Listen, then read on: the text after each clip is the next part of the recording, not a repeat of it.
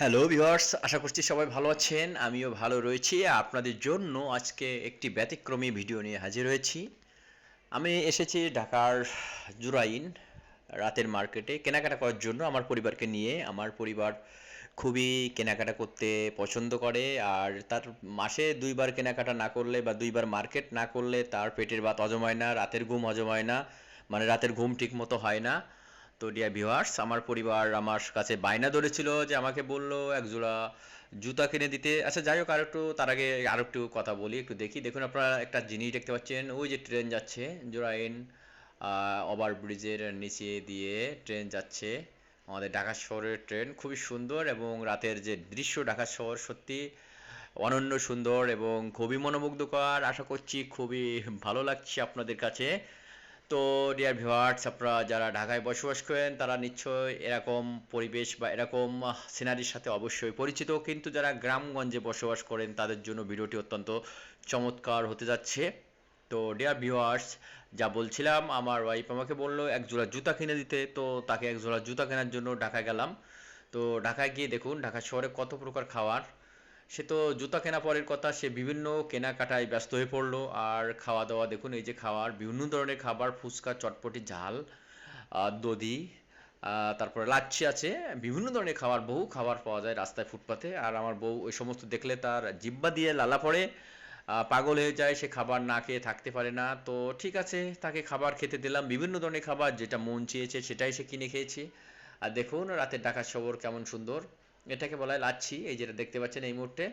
তো এ ধরনের খাবার তার না খেলে নয়, এই সমস্ত লাচ্ছি তার খেতে হয়। ফুটপাতের খাবার না খেলে তার পেটের ভাত হজম হয় না, আর রাতের ঘুম ঠিক মতো হয় না।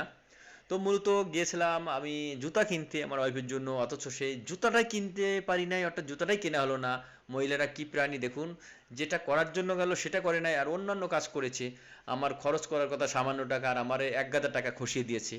তো যারা বিয়ে শাদী করবেন আগামীতে ভাই, আপনারা অবশ্যই সতর্কভাবে বিয়ে শাদী করেন, তা নাহলে আপনাদের কপালে কষ্ট আছে। দেখুন এই যে ফল দেখতে পাচ্ছেন, ঢাকা শহরের ফলের দোকান রাস্তার উপর, খুবই সুন্দর চমৎকার, খুবই ভালো ফলের দোকান। আর আমাকে বিভিন্ন দোকান থেকে অন্তত ৪ থেকে ৫ প্রকারের ফল কিনে আনা হয়েছে, অর্থাৎ কিনিয়েছে।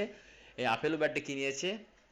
আমার সাথে আমার বাবুর মা আর বাবু গিয়েছিল, কিন্তু তারা কিন্তু আমাকে ব্যাপক খরচ করিয়ে দিয়েছে। বাবুর জন্য খেলনা কিনতে হয়েছে, বিভিন্ন ধরনের ফল কিনতে হয়েছে, আপেল কিনতে হয়েছে, মালটা কিনতে হয়েছে, লেবু কিনতে হয়েছে, পেয়ারা কিনতে হয়েছে। অথচ এগুলো কোনো বাজেটের ভিতরেই ছিল না।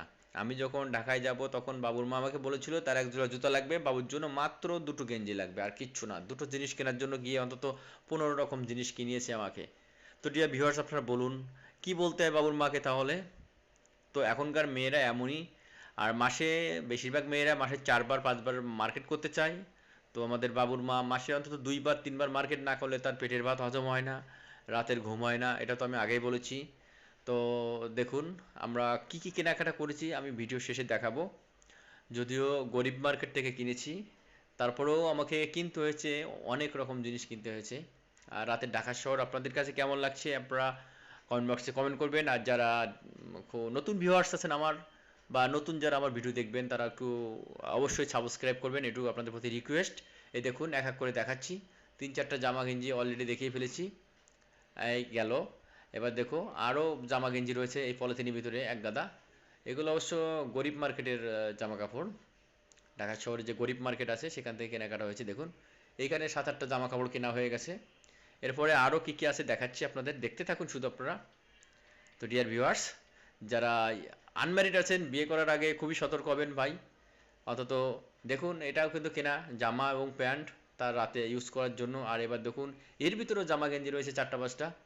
তাহলে দেখুন কতগুলো কিনিয়েছে আমাকে, এগুলো কিন্তু বাজেটের ভিতরে ছিলই না। এবার দেখুন একটা ফল কেনার কথা ছিল না, এখানে মালটা কিনিয়েছে, আপেল কিনিয়েছে, পেয়ারা কিনিয়েছে, লেবু কিনিয়েছে। তো ডিয়ার ভিউয়ার্স, সবাই ভালো থাকুন, সুস্থ থাকুন, নিরাপদে থাকুন।